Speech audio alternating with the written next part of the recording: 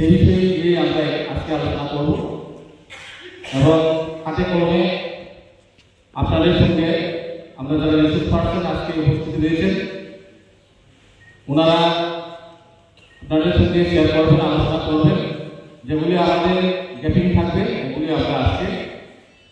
Properly maintain করার জন্য এবং প্রত্যেকটা বিদ্যালয়ে ইমপ্লিমেন্ট করার জন্য আমরা একদিনের এই কর্মশালাতে হাতে কলমে শিখে নেব। তো আপনাদের কাছে আমার অনুরোধ থাকবো আমরা সুন্দরভাবে এবং প্রপারলি একদম ব্যাস করে যাতে করে আমরা ওই এএলএস যে প্রোগ্রামটা আমরা ইমপ্লিমেন্ট করতে পারি।